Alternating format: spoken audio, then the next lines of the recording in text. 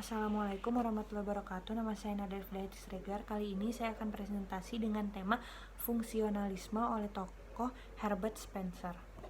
Herbert Spencer, ia lahir di Inggris, tepatnya di Derby pada 27 April 1820.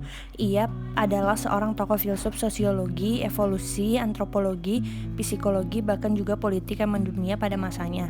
Ia yang tak lulus sekolah ini mengenyam pendidikan bersama ayahnya, yang selanjutnya diteruskan oleh pamannya. Di usia 17 tahun, pria yang kerap dipanggil Spencer ini sudah menjadi insinyur di pembangunan jalan kereta api. Pada tahun 1852, ia menerbitkan sebuah artikel The Development of Hypothesis. Ia pun pernah bergerak di bidang pemerintahan. Salah satunya dia berperan sebagai mediator. Antara tahun 1871 dan 1903, ia mendapat tawaran tidak kurang dari 32 penghargaan akademis, tapi dengan sebuah pengecualian, dia menolaknya. Dia pun juga menulis The Man versus the State yang isinya mengenai masyarakat manusia dengan institusi yang bernama negara. Pemikiran Herbert Spencer. Yang pertama, evolusi. Bagi Spencer, masyarakat manusia dapat dipelajari secara ilmiah dan dapat pula dipelajari dari pandangan evolusioner. Dia juga mendeskripsikan evolusi dan menerapkan evolusi secara sistematik pada alam semesta pada umumnya dan masyarakat manusia pada khususnya. Dia menjelaskan bahwa evolution is a change from a state or of relativity, indefinite incoherence, homogeneity to a state of relativity, definite coherency, heterogeneity. Di sini dimaksudkan bahwa perubahan dari keadaan yang relatif terbatas, tidak pasti, homogenitas ke keadaan relatif pasti, masuk akal, dan heterogenitas.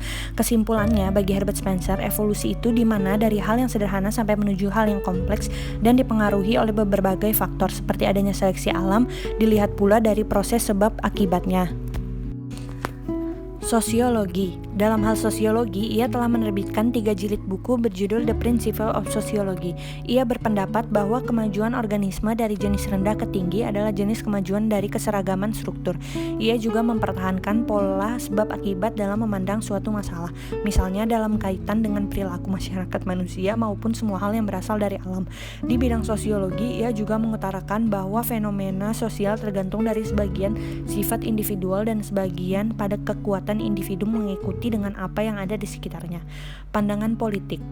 Dia berpandangan bahwa sistem politik pada suatu negara hendaknya disesuaikan dengan kondisi masyarakat yang ada dan tidak memaksakan sebuah sistem, karena masyarakat itu tumbuh bukan karena sebuah pembentukan, tapi karena sebuah pertumbuhan.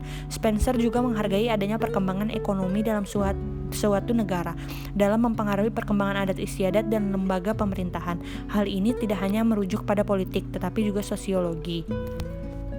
Baginya, peran penting ada dalam perekonomian, khususnya di bidang perdagangan dan industri. Hal ini mampu merubah tatanan masyarakat maupun lembaga pemerintahan. Selanjutnya adalah pernikahan. Dalam karyanya The Principle of Sociology, ia juga membahas mengenai perkembangan perkawinan, bentuk keluarga, konsep-konsep harta milik, dan sejenisnya. Dia juga tidak percaya bahwa hubungan seksual adalah tahap awal perkawinan manusia. Ayah merupakan faktor penentu dari garis keturunan dan kekerabatan. Ia juga memiliki pandangan bahkan dalam masyarakat primitif yang menganut asas matrilineal atau garis keturunan ibu sebagai pusatnya, masih menganggap keberadaan ayah untuk menerima garis keturunan dan kekerabatan laki-laki. Selanjutnya, agama. Dalam The Principle of Sociology, Spencer membahas teori tentang asal-usul agama yang kemudian dikenal dengan teori hantu atau The Ghost Theory. Menurut pandangan ini, konsep jiwa yang mendiami tubuh manusia adalah keyakinan supranatural manusia, yang selanjutnya diperluas lagi untuk hewan, tumbuhan, dan benda mati, melalui suatu keberadaan dan pengkhususan menjadi lebih spesifik. Konsep jiwa berubah menjadi berbagai bentuk dan kekuatan. Ini yang menghasilkan kepercayaan individu berbeda, karena konsep Tuhan semakin banyak. Seperti halnya kepercayaan menganut dewa, bagi Spencer hal ini tidak lepas pengaruhnya dari sosiologi. Selanjutnya adalah karya-karya dari Herbert Spencer. Berikut adalah karya-karya hasil Herbert Spencer yang terkenal semasa hidupnya. Principle of Psychology 1855, Principle of Biology 1861 dan 1864, First Principle 1862. Dan yang terakhir, The Study of Sociology 1873. Sekian presentasi saya mengenai fungsionalisme. Lebih kurang mohon maaf. Assalamualaikum warahmatullahi wabarakatuh.